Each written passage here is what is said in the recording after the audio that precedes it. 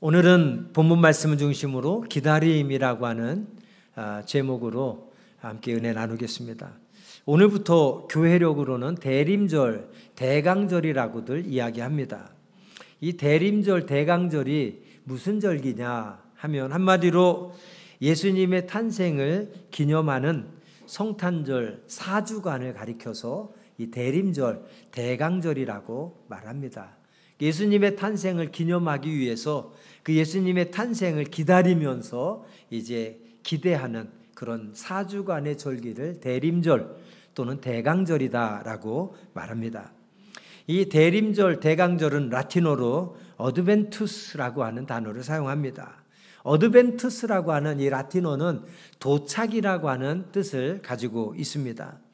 예수님이 이 땅에 도착하셨다라는 것을 기념하면서 지키는 절기가 바로 대림절 또는 대강절입니다. 예수님의 탄생을 기다리는 것, 예수님께서 이 땅에 태어나셨다, 도착하셨다라고 하는 것을 기념하는 것, 그런 기다림의 의미가 있습니다. 그래서 오늘 설교 제목을 대강절을 시작하면서 기다림이라는 제목으로 잠시 우리가 은혜를 나누고자 하는 것입니다. 그런데 오늘 본문 말씀을 보면 이 대강절, 기다림, 예수님이 태어나신 것과는 좀 거리가 먼 본문처럼 느껴집니다. 왜냐? 대강절은 예수님의 탄생을 기다리는, 즉 희망을 기다리는 절기인데 오늘 본문 말씀은 세상의 종말을 기다리는 말씀이거든요. 그러니까 예수님의 탄생을 기다리는 대강절의 의미는 어떤 희망적인 기다림이라면 이제 예수님의 재림을 기다리는 오늘 본문 말씀은 희망적인 기다림보다는 약간 두려운 기다림이라고, 어쩌면 피하고 싶은 기다림이라고 생각할 수 있는 말씀이기 때문입니다. 그러나 우리들이 기억해야 될 것은 성경은 창세기부터 요한계시록까지 우리가 말씀을 깊이 묵상해 보면 모든 말씀들이, 또 성경에 기록된 모든 역사들이 기다림의 연속이라는 사실을 우리는 확인할 수 있습니다. 첫 번째 기다림, 성경을 관통하는 두 가지의 가장 큰 기다림이 있습니다. 그 첫 번째 기다림은 무엇입니까? 구약의 기다림입니다. 구약의 기다림은 무엇입니까? 우리를 구원하실 메시아를 기다리는 그 기다림이 구약의 기다림입니다. 신약의 기다림이 두 번째 성경을 관통하는 가장 중요한 기다림이라고 할 수 있습니다. 두 번째 기다림, 신약의 기다림은 어떤 기다림입니까? 신약은 다시 오실 예수님을 기다리는 기다림입니다. 구약 성경은 뭐예요? 메시아, 예수님을 기다리는 기다림이고, 신약은 이미 오신 예수님이 우리를 구원하시기 위해 십자가에 못 박혀 죽으시고 다시 부활하셨다가 하늘로 승천하시면서 너희가 본 그대로 내가 다시 올 것이다 약속하신 그 예수님의 다시 오실 재림을 기다리는 기다림이 바로 신약의 기다림인 것입니다. 우리들이 이 기다림이라고 하는 것을 생각해 보면 인생 또한 기다림의 연속이라는 것을 우리는 깨닫게 됩니다. 성경의 기록만, 성경의 역사만, 성경의 모든 사건들만 기다림의 연속이 아니라 우리 인생도 기다림의 연속이라는 사실을 우리는 깨닫습니다. 버스를 타기 위해서 기다리는 사람들, 전철을 타기 위해서 기다리는 사람들, 택시를 타기 위해서 기다리는 사람들, 학교나 학원에 간 아이들을 기다리는 부모들, 일을 나갔던 남편을 기다리고 또 일을 나갔던 아내를 기다리는 이제 가족들, 장 보러 간 엄마를 기다리는 가족들, 이러한 기다림, 우리의 일상에서의 소소한 작은 기다림들이라고 할 수 있겠습니다. 우리 일상에서 이렇게 작은 기다림만 있는 것이 아니라 좀 큰 기다림도 있어요. 큰 기다림은 무엇입니까? 봄철에 씨를 뿌린 농부들이 수확을 기다리는 기다림, 또 밤잠 설쳐가며 공부했던 학생들이 기다리는 시험, 미래를 약속한 커플들은 무엇을 기다립니까? 결혼 날짜만을 기다리는, 우리도 내년 6월 6일만을 기다리는 커플이 있죠. 누군지 모르십니까? 우리 저 정은식, 이효림 쌤 결혼 날짜 잡혔습니다. 날짜를 이렇게 정한 커플들은 결혼 날짜를 기다릴 것입니다. 또 군에 입대한 군인들은 무엇을 기다릴까요? 제대한 날짜만 손꼽아 기다립니다. 생활비를 아껴가며 적금 들었던 분들은 무엇을 기다릴까요? 만기일만 손꼽아 기다리게 될 것입니다. 인생은 이렇게 소소한 작은 기다림의 연속이기도 하고 어떤 때는 좀 큰 기다림의 연속이 우리의 인생 가운데 계속된다라고 하는 사실을 우리는 깨닫습니다. 그래서 성경도 기다림의 연속이고 우리의 인생도 기다림의 연속이고 우리의 신앙도 또한 기다림의 연속이라는 사실을 우리는 알 수 있습니다. 여기서 본문 10절 말씀을 우리 한번 같이 읽어보도록 하겠습니다. 10절 말씀 다 함께 있습니다. 시작. 그러나 주의 날이 하늘이 큰 소리로 떠나가고 물질이 뜨거운 불에 풀어지고 땅과 그 중에 있는 모든 일이 드러나리로다. 아멘. 자, 손을 깍지를 껴보십시오. 위로 쭉 올려보십시오. 자, 왼쪽으로 오른쪽 왼쪽 모르는 분 계세요? 자, 반대로. 자, 손을 쭉 펴시고 기지개를 한번 쫙 켜세요. 자, 목도 좌우로 한번 돌립니다. 반대로 돌립니다. 네, 됐습니다. 우리의 신앙이 이렇게 하라는 대로만 순종하면 아무 문제 없고 형통할 수 있습니다. 근데 하라고 해도 꼭 안 하는 사람들이 문제인데 뒤에 문 좀 열어주십시오. 이제 말씀 시작하는데 이제 졸음이 자꾸만 찾아오는 분들이 딱 3분이 계셔서 그 3분을 위해서 잠시 잠을 좀 졸음을 쫓아냈습니다. 자, 본문 10절 말씀, 이 말씀은 무엇에 대해서 말씀하고 있습니까? 예수님의 재림에 대해서 말씀하고 있어요. 재림에 대해서. 예수님께서 재림하실 때는 어떤 일들이 일어난대요? 예수님의 재림은 도둑과 같이 누구도 예상하지 못할 때에 갑자기 예수님의 재림이 임한다라는 거예요. 그 재림이 임할 때 어떤 일들이 일어납니까? 하늘이 큰 소리로 떠나가고 10절에 보니까 물질이 뜨거운 불에 풀어지고 아마 재림의 때에는 하늘로부터 이 뜨거운 막 불이 다 쏟아져 가지고 모든 것을 다 태우는 그러한 날이 예수님의 재림의 때 10절 말씀을 보면 우리가 상상할 때 그래요. 하늘이 큰 소리로 떠나가고 뜨거운 불이 막 쏟아져서 모든 물질이 그 불에 다 녹아지고 땅과 그 중에 있는 모든 일이 드러나게 될 것이다. 이게 예수님이 다시 오실 때에 대한 그런 표현입니다. 10절 말씀이. 한마디로 말하면 뭐예요? 예수님이 재림하시는 날은 심판의 날이 될 것이다 라고 하는 말씀입니다. 그러니 여러분, 이 심판의 날을 기다리는 크리스찬들에게 또는 비기독교인들은 이 예수님이 다시 오실 날을 기다릴 때 어떤 기다림이 되겠습니까? 2가지 기다림일 수 있어요. 첫 번째는 뭐예요? 예수님은 다시 오실 것이라는 사실을 분명히 믿고 늘 깨어서 하나님이 기뻐하는 삶을 살았던 자들은 예수님이 다시 올 이 심판의 날이 기대가 되고 기다려지는 은혜의 날, 축복의 날로 기다릴 것입니다. 그러나 아무리 선포해도 예수님 다시 오셔서 우리가 행한 대로 갚아주실 거야, 아무리 말씀을 선포해도 에이, 이렇게 살기 좋은 세상에 무슨 심판이 있고 예수님이 무슨 다시 오셔? 내가 주일학교 때부터 마지막 때라고 예수님 재림하실 거라고 얘기했는데 여지까지도 안 오시는 거 보니까 안 오실 거야 라고 생각했던 사람들은, 그래서 하나님 말씀대로 하나님 뜻대로 살기보다는 내 맘대로 내 생각대로 내가 하고 싶은 대로 살았던 사람들에게는 막상 예수님의 재림이 도둑과 같이 갑자기 임하면 그때는 피하고만 싶은 날, 또 하나님의 심판이 두려워서 무서워 떨고 있는 그런 심판의 날의 기다림이 될 것이라는 말씀입니다. 여러분들은 어떤 기다림으로 예수님의 재림을 맞이하고 싶습니까? 피하고 싶은, 무서워 떨구는 그런 심판의 날로 기다리면서 두려워하는 여러분들로 남겠습니까? 아니면 이 날을 기다리면서 은혜의 날, 축복의 날로 맞이하는 기다림을 실천하는 여러분들이 되기를 원하십니까? 오늘 여기서 우리는 첫 번째 교훈을 얻습니다.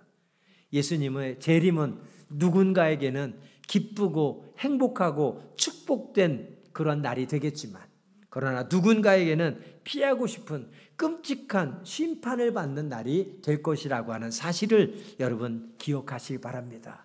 오늘 이 시간 예배하는 여러분 모두는 이 날이 심판의 날로 끔찍한 날이 아니라 은혜의 날, 축복의 날, 우리가 평생 소망했던 그 날로 여러분들이 맞이하는 그런 지혜로운 기다림의 주인공들이 다 되시기를 주님의 이름으로 축원드립니다. 노아는 홍수로 심판하시겠다는 하나님의 약속을 어느 날 듣습니다. 그리고 세상을 내가 홍수로 물로 심판하겠다고 하는 약속의 말씀을 노아는 듣고 그 말씀을 믿었습니다. 그리고 예수님의 말씀에 순종해서 노아는 산 꼭대기에다가 큰 배를 만들기 시작했습니다. 여러분, 배를 만들어도 물가에다 만들어야지 왜 산 꼭대기에다 배를 만듭니까?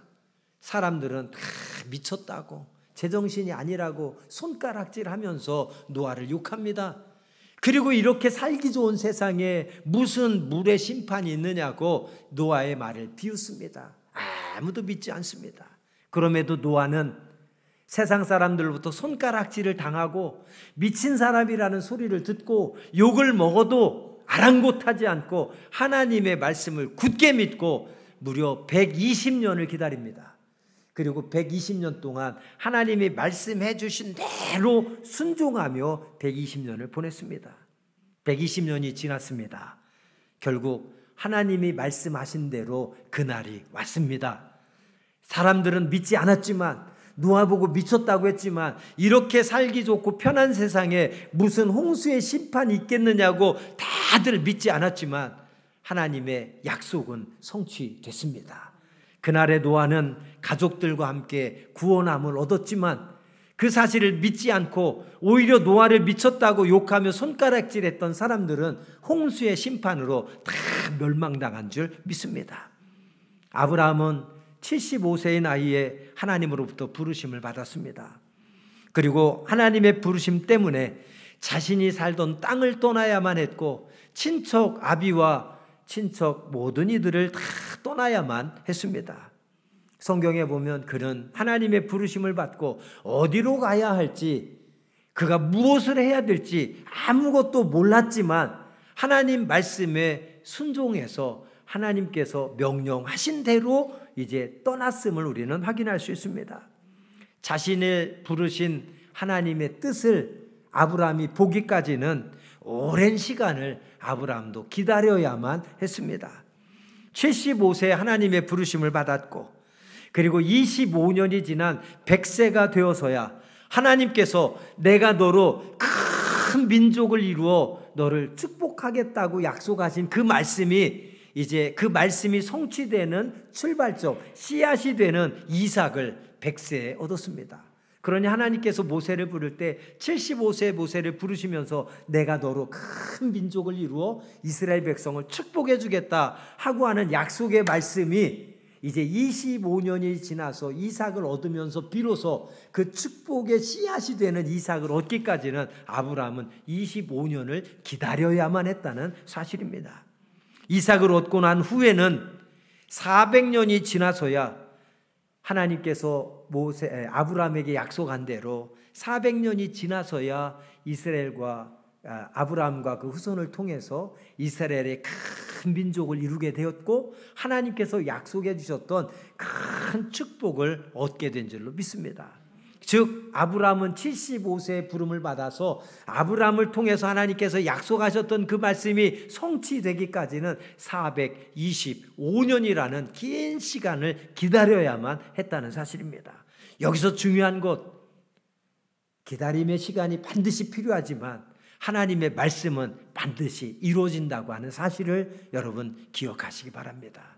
그 말씀이 이루어지는 시간, 기다리는 시간이 무척 지루하고 기다리면서 사람들로부터 어리석다고 미쳤다고 욕을 먹고 손가락질 받으면서는 기다림을 포기하는 사람들도 많이 있겠지만 기다림을 포기하지 아니하고 하나님의 약속을 굳게 믿고 끝까지 기다린 자는 마침내는 결국에는 하나님의 약속을 이제 성취하는 주인공들이 될 수 있다는 사실 또한 기억하시기 바랍니다. 큰 민족을 이룬 이스라엘 백성은 모세와 함께 하나님의 약속을 믿고 애굽을 떠났습니다. 홍해를 건넜지만 광야에서 40년을 기다리며 훈련의 시간을 기다리고 지나야만 했습니다.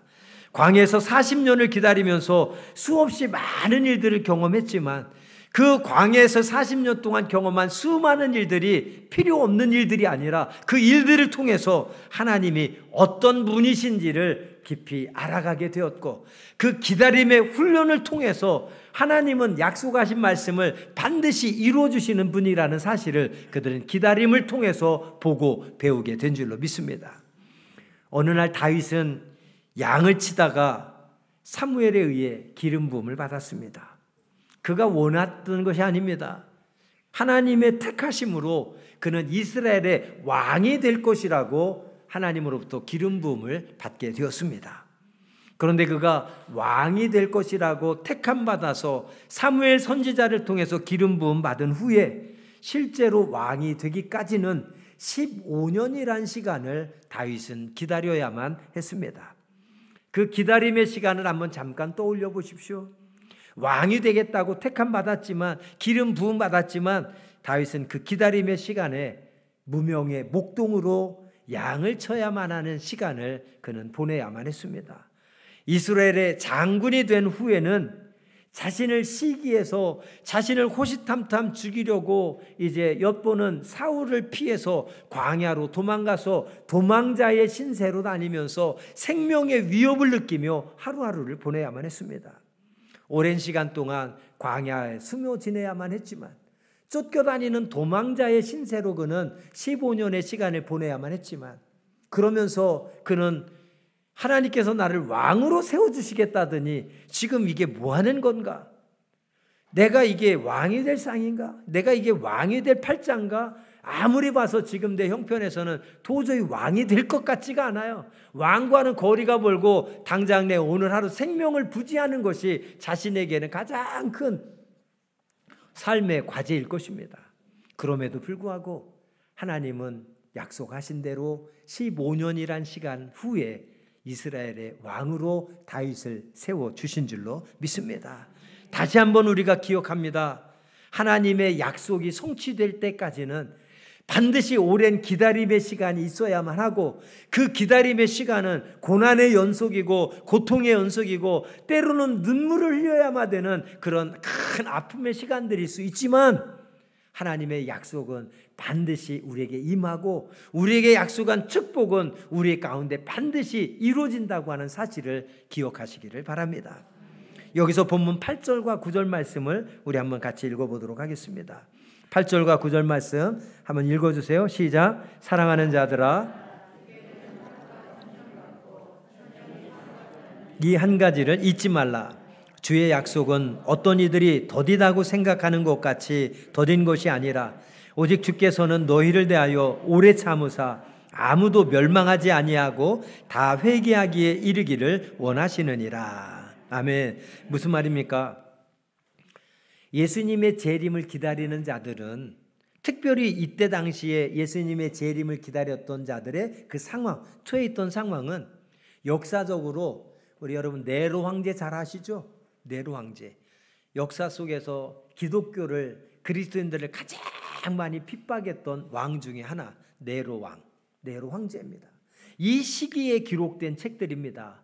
그러니 이들은 그 계속되는 핍박, 붙잡혀 가지고 톱에 썰려서 죽임당하고, 원형 경기장에 가서 사자에 물려 죽임을 당하고, 왜? 예수 믿는다는 이유 하나만으로. 그렇게 핍박을 받는 그 시대에서 이들이 소망하면서 핍박을 이길 수 있었던 힘은 무엇입니까? 예수님의 재림신앙이에요.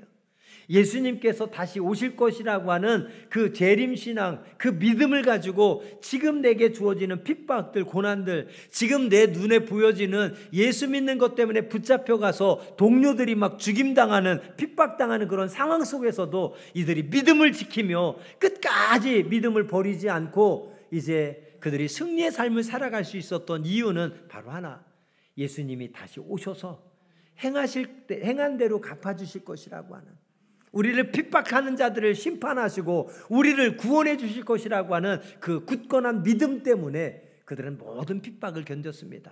그런데 문제는 무엇입니까? 예수님이 금방이라도 다시 오실 줄 알았는데 지금 계속해서 기다려도 예수님이 안 오시는 거예요. 그러니까 지금 크리스찬들이, 믿음의 백성들이 혼란스러운 거예요. 왜? 어쩌면 내가 오늘 죽게 될지도 모르는데, 어쩌면 내가 오늘 붙잡혀가서 사자밥이 될 수도 있는데, 어쩌면 내가 오늘 붙잡혀가서 화형에 처할 수도 있는데 예수님이 왜 여태 안 오시는 거야? 불안에 떨고 있는 거예요. 그래서 예수님 왜 이렇게 안 오시는가 하면서 하소연을 하고 있는 거죠. 예수님의 재림이 더디다라고 하면서 불평하는 그리스도인들을 향해서 오늘 사도 베드로는 뭐라고 말씀합니까? 바로 사랑하는 자들아, 죽게는 하루가 천년 같고 천년이 하루 같다는 이 한 가지를 잊지 말라. 그 이유는 무엇입니까? 주의 약속은 어떤 이들이 더디다고 생각하는 것 같이 더딘 것이 아니라, 지금 핍박당하는 자들은 하루하루 생명의 위협을 느끼기에 예수님이 빨리 지금 당장 왔으면 좋겠지만 하루가 천년처럼 느껴지면서 예수님의 재림을 기다리는데 예수님이 다시 오시지 않으니까 하루가 천년처럼 느껴져서 더디게 생각하는 거예요. 그러나 베드로의 권면은 뭡니까? 너는 더디게 생각할지라도 예수님은 천년이 하루같이 생각된다. 이 말의 뜻은 무엇입니까? 바로 그것이 이제 9절 말씀입니다.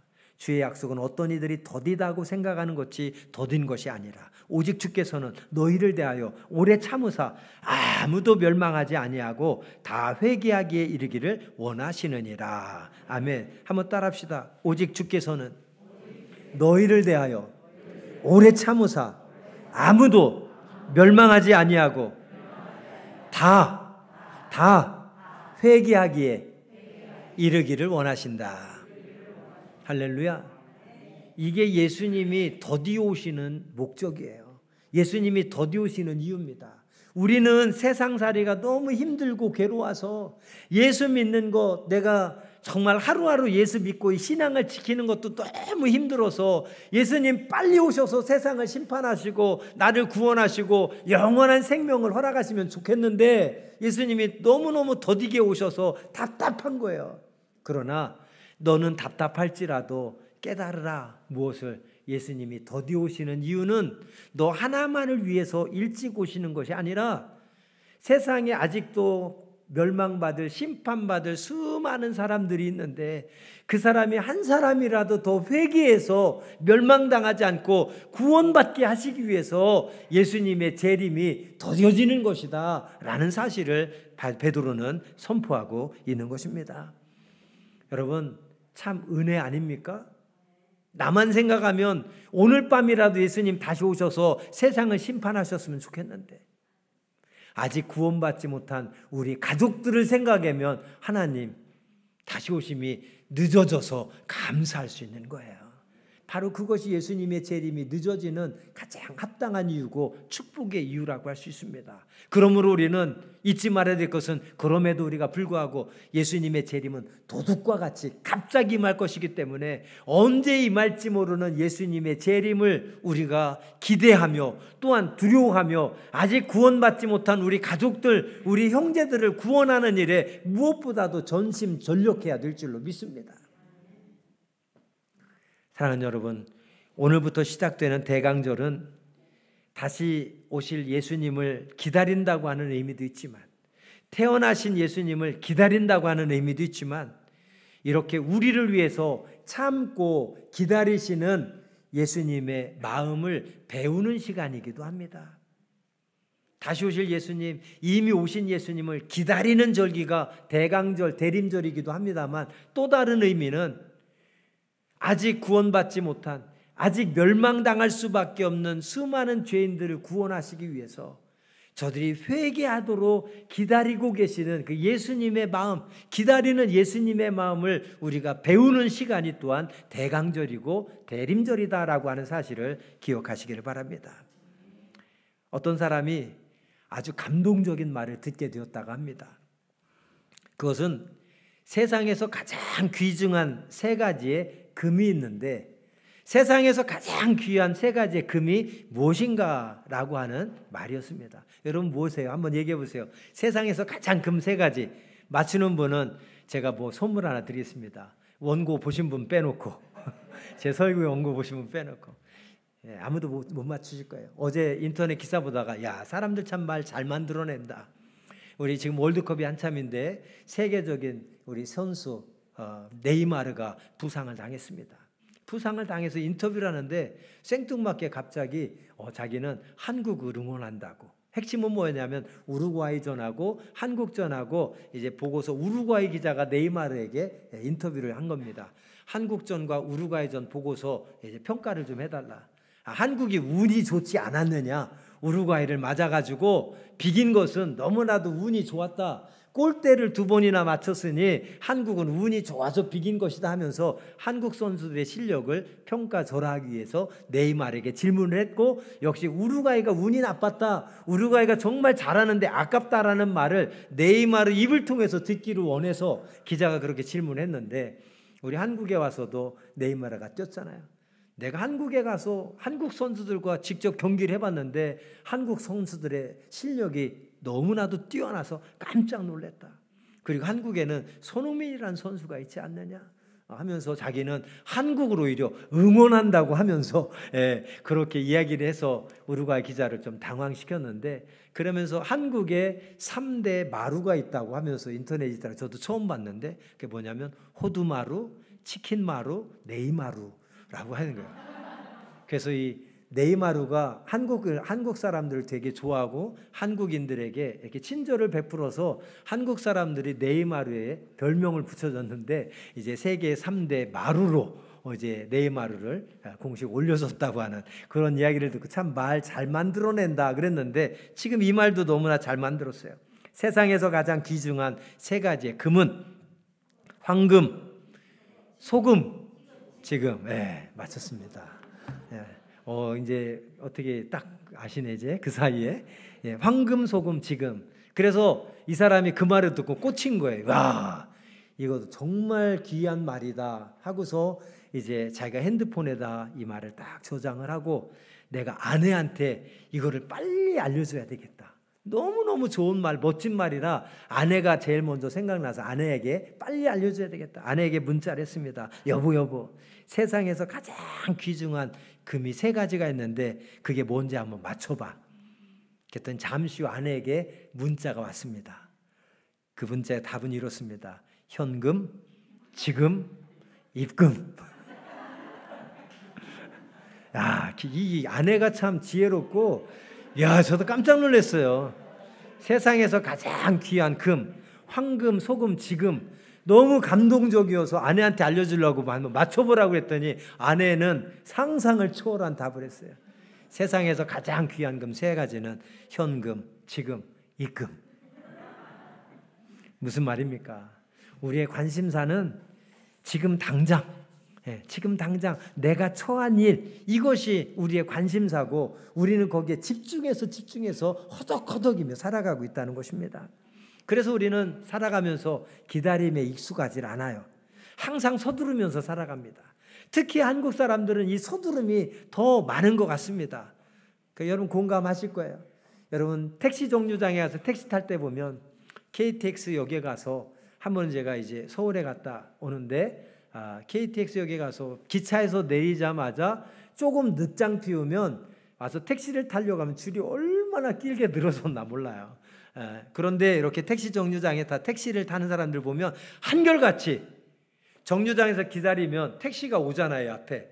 그러면 딱 앞에 와서 서면은 타면 되잖아요. 근데 한국 사람들 중에서 기다려서 택시가 딱 오면 도착하면 문 열고 타는 사람이 한 사람도 없더라고요. 다 택시가 오기도 전에 택시 쫓아가가지고 문 열고 막 다 타는 모습들. 우리 자판기도 여기 있잖아요. 골목 쉼터 내놓으면 자판기는 커피 띵 누르면 종이컵이 탈칵 떨어져가지고 커피가 잉 하고서 쭉 쏟아집니다. 그리고 커피가 딱 차면은 삐 하고 소리가 나가지고 커피 다 내려왔습니다. 사인을 해줘요.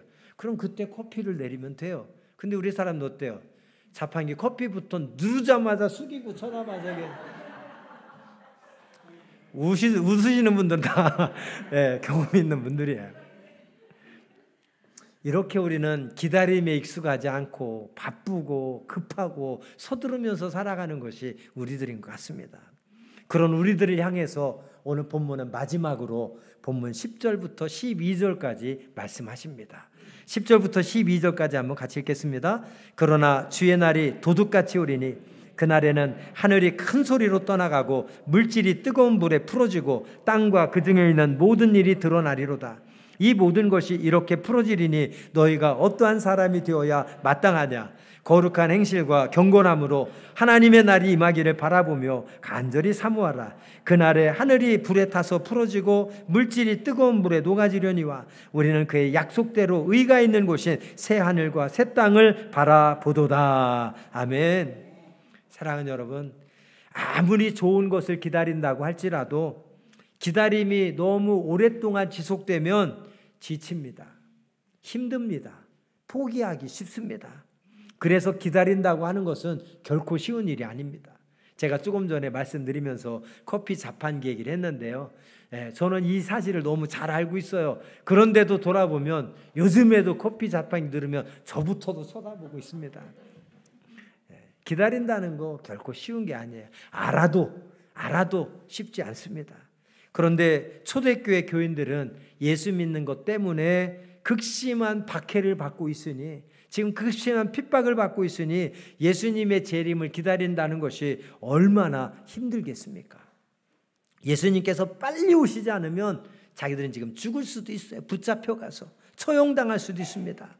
그래서 그들은 박해를 피해서 어디로 숨어들었습니까? 카타콤이라고 하는 로마의 지하 무덤 속으로 들어가서 지하 무덤에서 숨어서 지내면서 그들은 그 불편하고 그 고통스러운 시간들을 보냅니다. 왜요?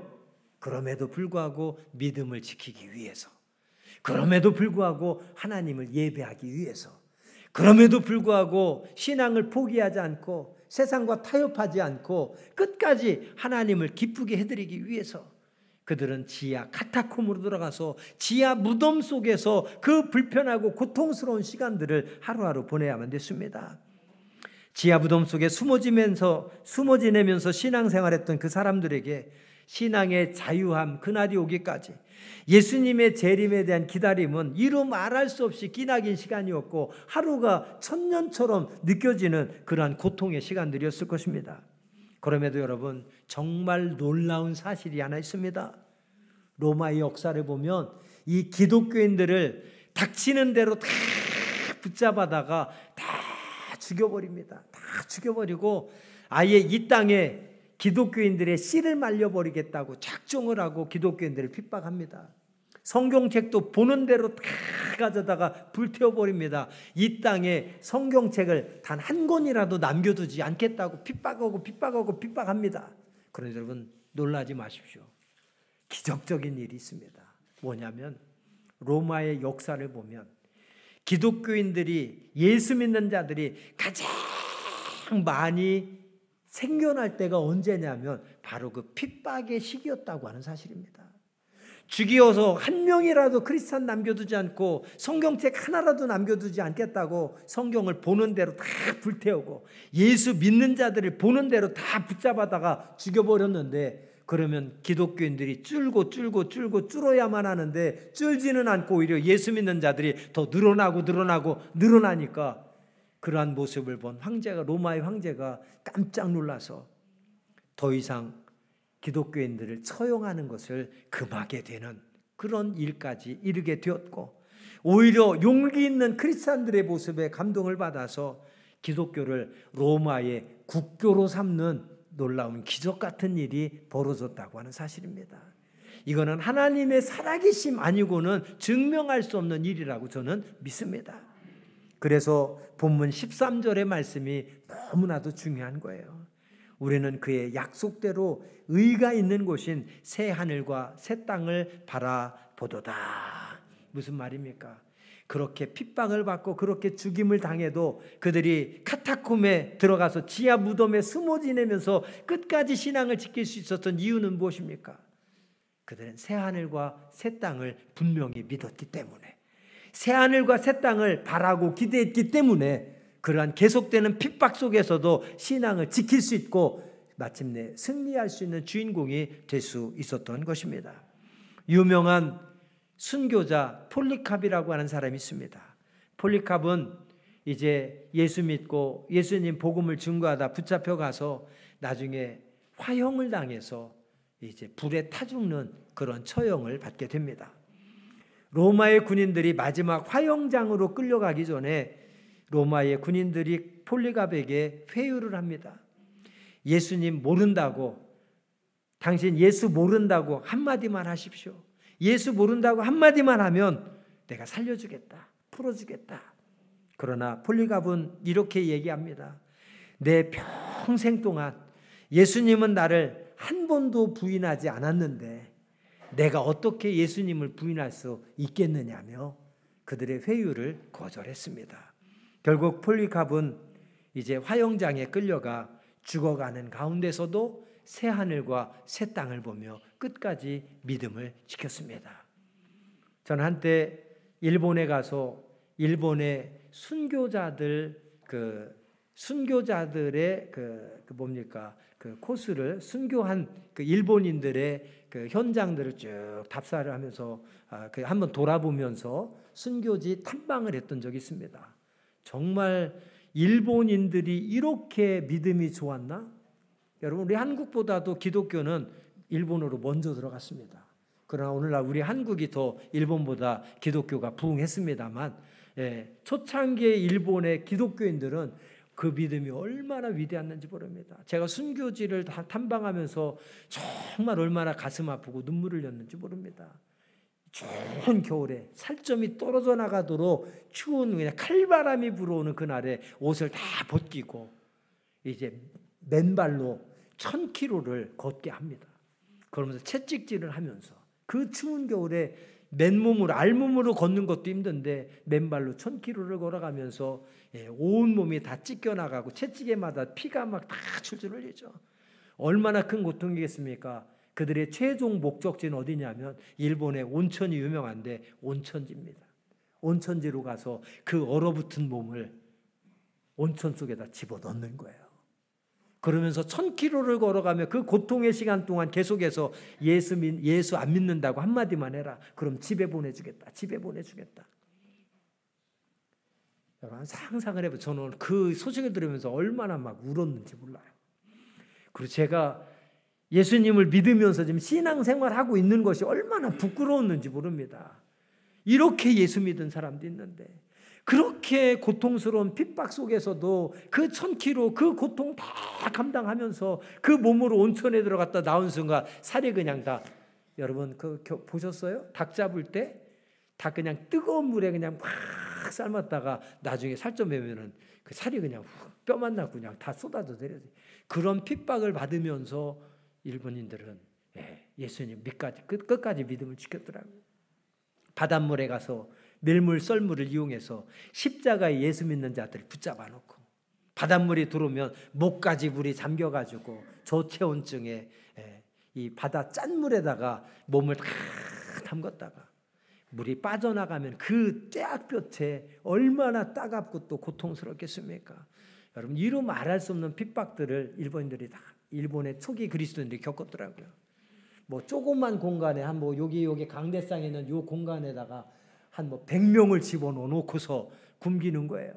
100명이 요 안에 들어가서 앉지도 못하고 서서 여러분 몇 달이고 지내야 됩니다. 아무것도 못 먹고 화장실도 못 가고 100명이 여기서 서가지고서 먹지도 못하고 화장실도 못하고 계속 지낸다. 이 얼마나 고통스럽습니까? 거기에는 아이들도 있어요.